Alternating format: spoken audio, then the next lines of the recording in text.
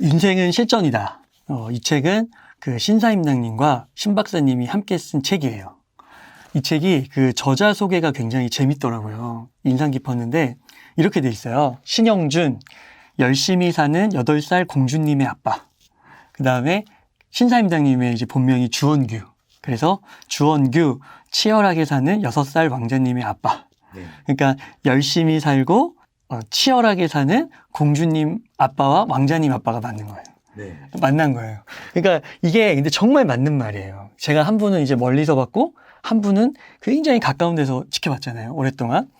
그러니까 대한민국에서 제가 감히 이렇게 표현을 해도 될지 모르겠지만 이분들보다 열정적으로 사는 분들이 과연 있을까? 저는 정말 찾기 힘들 것 같아요. 옆에서 보면 슈퍼맨이라는 소리가 절로 나오잖아요. 네. 그래서 오늘 좀 내용에 좀 들어가기에 앞서서 좀 한 말씀 드려본다면은 좀 두 분이 건강도 좀 챙기시면서 좋은 일도 많이 하시고 이렇게 좋은 활동들 앞으로도 좀 많이 보여주시면 좋지 않을까. 좋은 컨텐츠를 생산해 주시면 좋겠다. 이런 말씀을 드려보고 이 저자 속에 얽힌 비하인드 스토리 하나 말씀을 드리면은 제가 편집을 맡았으니까 하는 얘기인데 이제 저자 소개니까 이거는 이제 제가 편집자니까 제가 이제 다 이력이나 이런 걸 조사해가지고 저자 소개를 이렇게 한 페이지 정도를 이렇게 다 정리를 해서 이제 저자분들께 드렸어요.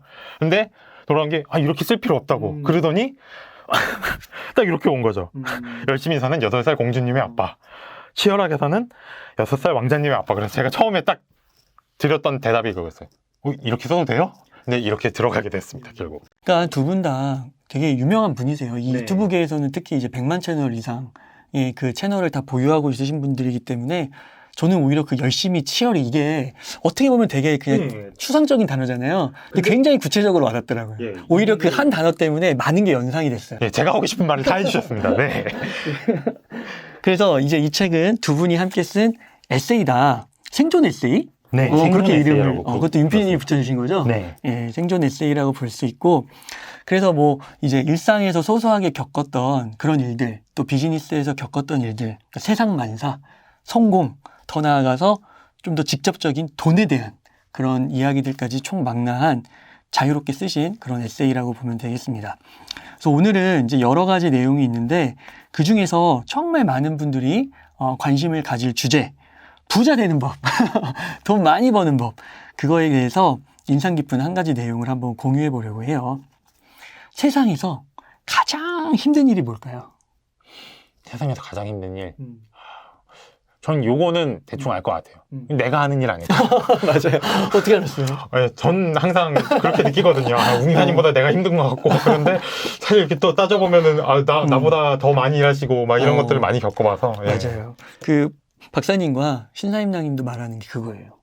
그러니까 내가 하는 일이 되게 재밌고, 뭔가 이렇게 처음에 되게 기분이 좋다가도 이게 시간이 가면은 재미없어지는 순간이 오는 거고, 더 이제 일을 하다 보면은 이제 예측할 수 없었던 그런 난관들을 만나게 되잖아요. 그러면은 힘들게 어렵게 느껴지는 게 당연하다라는 것이죠. 그래서 이제 그런 순간에 또 이렇게 주변을 둘러보면은 저 사람은 굉장히 수월하게 돈을 벌고 있는 것만 같은 느낌? 맞아요. 그런 사람들이 있어요. 네. 그러니까 이제 그런 거를 보게 되는데 요즘은 또 그렇죠. 더 소셜미디어의 발달로 진짜 클릭 몇 번이면은 야, 저 영상 하나로 뭐 몇백만 원을 벌어? 야, 저 광고 한 번 찍고 수천만 원 버네? 그 소수의 뭐 5%, 10%, 그 되신 분들 중에서는 뭐 진짜 금수저 집안에서 태어나신 분들도 물론 있겠죠. 근데 이제 이 책을 읽으면은, 얼마나 그 상대적으로 큰 돈을 벌기 위해서 노력하는지, 그것을 이제 뼈저리하게 알 수 있는 것입니다. 그러면 이제 좀 더 구체적으로 들어가서 어떻게 하면은 이제 많은 돈을 벌 수 있을까? 부자가 될 수 있을까? 저는 이제 3가지로 한번 정리를 해봤습니다. 특히 이제 이 부분은 아까 공저라고 했는데 신사임당님이 주로 쓰신 그런 부분이에요. 신사임당님이 정말 수많은 사람들을 인터뷰했잖아요. 그렇죠. 사회의 진짜 인플루언서들, 영향력 있는 분들, 부자분들 정말 많이 인터뷰해서 정말 좋은 그 내용들을 전달해주고 계신데 그 중에서도 엑기스만을 뽑아가지고 오늘 말씀드리려고 합니다. 자, 성공하기 위해서, 돈을 많이 벌기 위해서 3가지가 있는데 첫째, 뭐냐? 진정한 내 편을 많이 만들어야 된다는 거예요. 진정한 내 편. 자, 그러면 내 편이라는 건 뭘까? 더 구체적으로 들어가 봐야죠. 여기에서 제일 중요한 개념 중에 하나가 바로 신뢰의 정도라는 겁니다. 그러니까 내 편이라는 거는 내가 신뢰를 깊이 할 수 있는 사람의 수가 많아야 된다는 거예요. 그래야 돈을 많이 벌 수가 있다는 겁니다. 그 신사임당님 채널에 그 협상 전문가로 류재현 변호사 분께서 출연을 하셨어요. 나중에 한번 신사임당님 채널 류재현 변호사 이렇게 검색해서 보셔도 좋을 것 같아요. 그 풀 영상 보셔도 좋을 것 같은데 이분께서 이런 말을 하셨다고 했는데 그게 이제 신사임당님의 마음을 울린 거예요. 이 신뢰의 정도를 5가지로 나눌 수가 있다는 거예요. 그 신뢰의 정도에 따라 내가 만나는 인맥의 그 유형을 5가지로. 자, 1단계. 1단계의 유형은 뭐냐? 내가 어떤 말을 해도 받아들여지지 않는 단계. 그러니까 이거는 신뢰도가 제일 낮은 단계죠. 불신의 단계네요. 불신의 단계. 2단계는 내가 어떤 제안을 했을 때 겉으로는 형식적으로는 긍정을 합니다. 근데 거기까지예요. 숙고하지 않아요. 자, 3단계는 일상적인 업무와 소통을 진행하는 데 있어서 지장이 없어요. 그러니까 소통이 빠른 거예요. 뭐 보통의 관계라고 볼 수 있겠네요. 보통의 관계. 그리고 4단계 상대의 부탁에 대해서 이제는 그 개인의 사적인 시간과 에너지, 자원 이런 것들을 투입하면서까지 도우는 관계. 약간 친구, 우정 이 정도까지 올라온 것 같아요. 그렇죠. 그 다음에 마지막 5단계는 상대가 어떤 이야기를 하든 따지지 않고 도와주는 단계라고 볼 수가 있습니다. 묻지도 따지지도 않고. 그러니까 이건 진짜 완전 혈육 같은 유비관우 장비 그런 관계가 아닐까 싶은데, 그러니까 이 5단계에 이런 분들이 정말 많으면 좋은데 신사임당님이 굉장히 현실적이시잖아요. 꿈을 이뤄가시는데 딱 봤을 때 3단계와 4단계 정도만 되는 사람들만 많이 있어도 충분히 동업으로 해서 시너지를 일으킬 수 있다는 거죠. 그렇게 해서 돈을 더 많이 벌 수 있다는 거예요. 자, 그러면 이 신뢰라는 거를 어떻게 만들까? 어떻게 3단계, 4단계에 있는 사람들을 많이 만날까? 그게 또 질문을 던져볼 수 있겠죠? 이 신뢰는 첫 번째, 만남을 통해서 우선은 이루어진다는 거고, 또 이 만남의 횟수가 많아져야 돼요. 곧 시간이 필요하다는 겁니다. 그러니까 한 번 만나고, 2번 만나고, 5번, 10번을 만났을 때도 좋아야 되고, 그죠? 이게 1년, 2년, 3년이 되더라도 계속 좋아져야 돼요. 그래서 이러한 사람들이 많이 주변에 있을 때 이 사람은 성공할 수밖에 없고 돈을 많이 벌 수밖에 없다라는 것이죠. 그러니까 내 주변을 한번 점검해 볼 수 있겠죠, 이것으로. 자, 근데 여기까지만 조금 나누면은 좀 일반적인 것 같아요. 이제 신사임당님은 여기서 중요한 인사이트를 하나 더 던집니다. 자, 보세요. 신뢰가 높은 관계를 만드는 데 있어서 시간이 필수라고 했잖아요. 이 시간이라는 거는 어떻게 통제할 수가 없는 부분이잖아요. 그렇죠. 필수적으로 들어가는 시간. 근데 이거를 줄일 수가 있다는 거예요. 그럼 어떻게 줄일 수 있을까? 이게 바로 뭐냐면 이겁니다. 내가 어떤 사람을 신뢰해서 3단계, 4단계의 사람을 만들어 놓잖아요. 근데 만약에 이 사람이 추천하는 사람을 내가 동업자를 삼을 수 있다는 거죠. 그러니까 원래 내가 생판 모르는 사람, 제3자를 처음부터 신뢰를 쌓아가려고 한다면 또 몇 년의 세월이 걸리겠죠. 근데 추천을 받으면 이게 한순간에 이루어지기 때문에 이게 이제 그런 거예요. 내가 처음 몇 사람들과만 3단계, 4단계를 잘 만들어 놓으면 이 사람들이 가지친 네트워크가 있겠죠. 그러니까 순식간에 또 복리로 늘어나는 거예요. 이게 바로 스노우볼 이펙트죠. 그래서 인맥에 대한 이런 부분들을 잘 이해하고 나면은 성공이 정말 기하급수적으로 어느 순간 임계점을 넘으면서 폭발적으로 증가할 수 있다. 그러니까 이거를 잘 생각해 보면 이거예요. 저희가 그 삼국지 예시를 하나 들면은 유비와 제갈량이 만났을 때 그렇잖아요. 그 삼고초려를 하긴 하지만 진짜 그 지도 펼쳐놓고 천하삼분지게 한 반나절 얘기한 다음에 정말 중마고우가 되잖아요.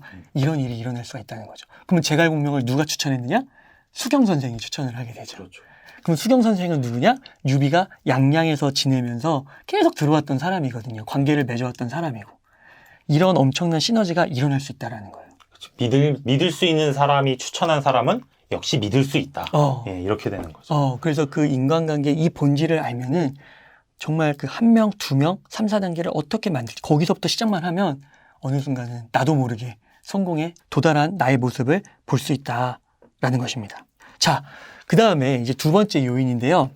이어지는 겁니다. 첫 번째, 신뢰의 정도가 깊은 사람을 많이 만들어낸다. 이게 첫 번째 성공 요인이었잖아요. 네. 자, 그런데 여기서 중요한 게 있어요. 신뢰의 정도가 높은 사람을 만드는 데 있어서 더 근본적으로 중요한 요인이 있다는 거예요. 그게 뭐냐면 나의 자존감이라는 거예요. 그러니까 나의 자존감이 높아야 상대방을 만났을 때 이게 그 건강한 그 시너지를 발휘하는 인맥, 그 신뢰의 깊이로 나아갈 수가 있다는 거죠. 그러니까 나는 준비되지 않은 상태인데 아무리 좋은 사람을 만나도 이게 3, 4단계로 발전을 할 수가 없다는 거예요. 그러니까 1차적으로 나의 문제다. 사실 이게 비즈니스적인 문제일 뿐만이 아니라 어떤 개인적인, 특히 사랑에 있어서도 저는 이게 필수라고 보는데, 나를 사랑하지 못하는 사람은 남도 사랑하지 못해요. 네. 맞아요. 근데 이것도 비즈니스에서 마찬가지로 나를 믿지 못하는데 어떻게 또 남을 믿을 수 있겠어요. 네. 그래서 이게 이제 자존감이 높은 게 되게 중요하잖아요. 그럼 자존감도 사실 되게 여러 방면으로 정의를 할 수 있단 말이죠. 근데 신사임당님이 비즈니스적으로 말하는 자존감은 뭐냐면 이거예요. 분명히 일을 하다 보면은 실패를 하고 바닥을 칠 수밖에 없거든요. 그때 빨리 다시 튀어오르는, 빨리 회복하는 거를 자존감으로 정의를 하고 있습니다. 왜냐면 아무리 능력 있는 사람도 실패의 순간, 최악의 순간에 빠지는 경우가 있기 때문이죠. 사실 모든 사업은 다 그게 어떻게 보면 통과 의례거든요. 그때 버티고 살아남으면 되는 거고, 못 버티면 사업이 망하는 거고. 네. 그러니까 이렇게 두세 명이 모여가지고 조직을 꾸렸어요. 근데 한 사람이 계속 안 된다 하고 실패의 그 트라우마에서 벗어나지 못하는 거야. 그러면 이건 계속 소용돌이 치면서 가겠죠. 근데 만약에 이 사람이 자존감이 높아, 그러면은 일어서겠죠? 이 사람도 높고 일어서겠죠. 그럼 실패가 있더라도 크게 문제가 되지 않을 수가 있다는 거예요. 그래서 건강한 자존감, 여기서부터 점검을 해봐야 된다. 또 한 가지, 여기서 중요한 포인트가 있는데, 그 신사임당님 채널에 그 정신과 의사로서 전미경 님이 출연을 하셨어요. 이분은 이제 저희 채널에도 출연을 하셨었던 분인데, 이분이 이제 강조하는 포인트가 또 신사임당님께 되게 인상이 깊었던 거예요. 그게 뭐냐면, 이 자존감을 높이는 게 후천적으로 가능하다라는 거예요. 선천적인 게 아니라. 그러면 이제 후천적으로 어떻게 가능하냐?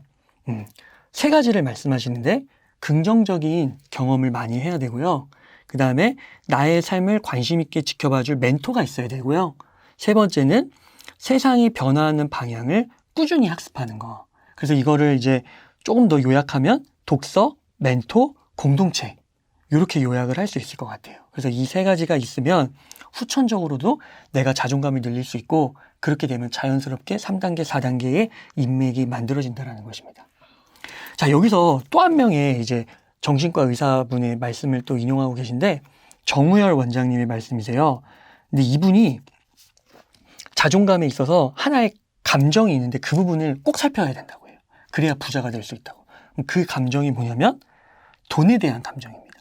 그러니까 돈에 대해서 우리가 자라오면서 부정적으로 뭐 부끄러워할 수도 있고, 어떤 분들은 너무 지나치게 열정을 가질 수도 있고, 이런 게 있는데 그 부분을 냉정하게 중장기적인 시각에서 그 감정을 제대로 갖고 있어야, 막 이렇게 현자들이 말하는 그런 거 있잖아요. 돈에 대한 올바른 관점을 갖고 있어야 자존감을 갖고 있대. 돈에 대한 감정, 그 부분이 올바르게 되어 있는 상태의 자존감을 가져야 된다. 여기서는 이 감정이라는 표현이 정말 좋았는데, 뭐냐면 이게 머리로 아는 거랑은 조금 더 달라요. 그러니까 머리로는 돈을 객관적으로 파악하고, 돈은 뭐 그런 말도 있잖아요. 돈은 돈일 뿐이다. 뭐 이러면서 그거를 이렇게 되게 어떤 중립적이고 객관적으로 생각은 할 수 있는데, 그건 생각일 뿐이고, 그래도 우리 마음속 깊숙한 곳에서는 그거에 대해서 어떤 돈에 대한 호불호가 있을 수가 있거든요. 예를 들어서 되게 좋은 예시가 나온 게, 어렸을 때 되게 너무 근건절약 하시는 부모 밑에서 자랄 경우에 부모를 따라서 돈을 되게 이제 무조건 아끼는 것으로 바라볼 수도 있고, 반대로 또 그런 거에 대한 역효과로 돈을 되게 낭비하는 성격을 가질 수도 있대요. 근데 이런 거는 우리가 머리로 아는 지식과 다르게 가슴 속에 있는 어떤 감정적인 부분이라서 이런 것까지 파악할 수 있어야 된다. 이런 내용이었거든요. 그러니까 이게 부자가 된다라는 게 단순히 돈을 많이 벌고 이런 개념이 아니라 정말 정신 분석, 이런 것까지도, 심리적인 부분까지도 이어질 수 있다라는 거를 이제 알아야 된다. 돈에 대한 태도를 알아야 되는 거죠. 그렇죠. 그러니까 이게 그 저의 인터뷰 경험과도 되게 일치해요. 제가 한 부자분을 인터뷰하다가 그분이 이런 말을 하더라고요. 그 부모로서 자녀 교육을 할 때 내가 부모로서 부자가 아니더라도 자녀한테 부자 욕을 하지 말래요. 그러니까 부자가 명백하게 잘못을 범법을 저질렀을 때는 욕해도 되지만 막연하게 부자를 비판하면은 자녀가 결코 부자가 될 수 없다고. 부자에 대한 부정적 인식을 심어주는 거. 무의식 중에 그게 남는다라는 거예요. 그래서 이 부분을 굉장히 강조하셨어요. 자, 그리고 마지막 세 번째, 끝으로 상대적으로 돈을 많이 벌기 위해 필요한 거는 멘탈 관리입니다. 멘탈 관리. 특히 이제 부정적인 거, 실수한 거, 실패에 대해서 관대해져야 되는데 이 부분은 이렇게 딱 정리가 돼요. 그 새가 이렇게 머리 위를 날아다니는 거, 이거는 막을 수가 없죠. 그냥 새도 자유의지가 있고 날아다닐 테니까. 근데 새가 만약에 내 머리 위에 둥지를 튼다고 한번 생각해 보세요. 그거는 제가 둥지를 제거할 수 있죠. 그러니까 요거를 꼭 알라라는 거예요. 그러니까 그 감정에 휩싸이고 뭔가 이렇게 실패의 순간에 도달했을 때 너무 빠지지 말아야 된다는 거죠. 이 둥지를 내가 제거할 수 있다. 그러니까 이게 그러니까 새가 내 머리로 날아가다가 이렇게 새똥을 쌀 수도 있어요. 근데 이건 뭐 어쩔 수 없는 거잖아요. 또 닦아내면 되는 거죠. 근데 머리 위에 새가 둥지를 칠 정도면 얼마나 아무것도 안 하고 있는 거예요. 그러니까요. 네. 계속 빠져드는 거죠. 그런 상황까지는 가지 말아라. 그게 바로 멘탈 관리라는 거예요. 그러니까 항상 이게 막 명료하고 막 기쁘고 이런 멘탈이 아니라 새는 계속 날아다녀요. 자기도 그 의지가 있으니까. 그걸 어떻게 통제할 수는 없지만 절대 둥지를 틀게 하지는 마라. 새똥을 쌌어도 내가 치우면 된다. 라는 멘탈 관리 그 개념을 갖고 있으면 된다. 그 심리학 책을 보면은 우리 뇌가 그 사고뇌와 생존뇌로 이렇게 구분이 되어 있잖아요. 그리고 이 생존뇌가 그런 얘기를 하잖아요. 조금 학문적인 용어로 그 생존뇌 하이제킹 또는 편도체 납치라는 용어를 쓰잖아요. 그러니까 이게 생존뇌가 어떻게 보면 본능에 충실한 뇌인데 이게 우리가 인류의 진화적으로 봤을 때 너무 발달이 많이 돼 있죠. 그러니까 우리가 불안 이런 거에 딱 휩싸였을 때 이게 그냥 순간적으로 인간 전체에 그걸 딱 휩싸이는 거. 사고뇌를 잡아먹는 거죠. 그러니까 그런 게 당연히 인간인데 그거를 인지하고 있으면은 어느 정도 통제가 가능하다라는 거죠. 그게 바로 새는 날아다니되 절대 둥지는 틀게 하지 않는다. 이제 그런 거라고 볼 수가 있겠습니다. 그리고 또 한 가지 강조하고 있는 게 이 특히 사업 초기에 뭔가 일을 할 때 거절에 익숙해져야 돼요. 거절에. 왜냐면 우리가 돈을 벌려면 영업이 핵심이거든요. 뭔가 거래처를 뚫어야 돈을 벌지 않겠습니까? 근데 내가 사업 초기면은 커리어도 없고 경력도 없고 패스도 없고 이런데 그거를 어떻게 한번 영업을 해서 성공을 하겠습니까? 그러니까 그 거절에 익숙해져야 되는데 이때도 비슷한 개념이에요. 뭐냐면 그 제품, 서비스 그거에 대해서 거절을 한 거지 나라는 존재 자체에 대해서 거절을 한 게 아니라는 거죠. 그러니까 무슨 말이냐면은 나의 영업에 대한 거절은 상품에 대한 거절이기 때문에 이거를 더 발전시키기만 하면 된다는 거예요. 내 존재 자체의 문제가 아니라. 그래서 이렇게 이거를 분리해서 생각할 수 있으면 그 사람은 멘탈 관리가 되는 거고 사업적으로 돈을 많이 벌 수 있다라는 거예요. 그렇죠. 만약 이번에 이 아이템으로 안 됐으면 다른 아이템을 가져가면 돼요. 그렇죠. 예. 그래서 그거를 개선이지 절대 나의 존재 자체 나는 안 돼. 나는 돈 팔자가 아닌가 봐. 이렇게 생각하면 안 된다는 거죠. 그래서 정리를 해보면 세 가지입니다. 첫 번째, 돈 많이 벌려면 신뢰의 정도가 높은 관계가 많아야 된다. 그리고 두 번째, 나의 자존감에서부터 시작을 한다. 세 번째, 멘탈 관리. 이렇게 정리를 할 수 있겠습니다. 저도 이제 부자들의 이야기 또는 이렇게 자기계발서에서 부자 된 사람들의 어떤 되게 진솔한 글들 이런 거를 보면서 많이 느꼈던 것 중에 하나가 그거예요. 뭔가 사고방식 자체가 좀 다른 것 같다. 나랑은 뭔가 다른 세상을 보고 있는 것 같고 특히 이 다른 세상을 보고 있다는 게 정말 큰데 이게 버는 게 달라지니까 돈에 대한 개념도 달라지고 그걸 어떻게 쓰는가? 그러다 보면 만나는 사람도 달라지고 그래서 그런 말도 하잖아요. 어떤 부자가 이렇게 말을 하더라고요. 사람들이 왜 부자가 못 되느냐? 부자가 돼본 적이 없어서. 자기가 부자가 될 수 있을 거라는 그 길을 못 찾아서 그런 거라고. 그런데 그러면 우리가 뭘 해야 되느냐? 부자들의 사고방식, 부자들의 마인드, 부자들의 태도 이런 것들을 우리가 얻어갈 수 있는 긍정적인 것들을 얻어가야 되거든요. 저는 신사임당님의 이해하는 이야기들이 그런 부자들의 사고방식을 알려주는 좋은 글이라고 생각을 해요. 그래서 저는 진짜 성공 누구나 하고 싶잖아요. 돈도 상대적으로 많이 벌고 싶고 그런 분들이라면은 부자의 사고방식 잘 정리해서 이야기해 주셨는데 이 책을 같이 읽고 토론하고 또 실행도 해보고 반성도 해보고 이런 거를 하면 너무 좋을 것 같아요. 그냥 저도 읽으면서 그런 얘기를 해보고 싶었어요. 아, 이런 게 진짜 되나? 이렇게 생각하는 사람이 진짜 있나? 한번 진짜 부자분들에게 물어보고 싶거든요. 예. 그러니까 이 두 분은 유튜브 채널 100만 이상, 그리고 또 성공한 사업가시기도 하죠. 그리고 더군다나 이렇게 어떻게 보면 굉장한 업적이죠. 100만 채널 갖고 있는 분들이 얼마나 되겠어요. 근데 이거를 한 5년, 6년? 요 안에 하신 거예요. 네. 그러니까 5년, 6년 어떻게 보면 길지만 어떻게 보면 되게 짧지 않나요? 지금 신사임당님과 신박사님이 이룬 성과에 비해서는 네. 그런 것 같은데, 그래서 만약에 이제 이런 성공 로드맵 을 걷고 싶고 나도 한번 주인공이 돼보고 싶고 이런 걸 꿈꾸는 분들이라면은 이 책이 굉장히 앞으로 5년의 그 로드맵을 제시해 주는 데 있어서 탁월한 책이 되지 않을까. 저는 거기에 덧붙여서 이 두 분의 또 다른 공통점이 있습니다. 경제적 자유를 이미 이루신 분들이에요. 예. 그렇게 경제적 자유를 이룬 사람들은 도대체 세상을 어떻게 다른 방식으로 보는지, 어떻게 세상을 이해하는지 그 태도를 배워가는 것도 전 중요하지 않을까 생각해 봅니다.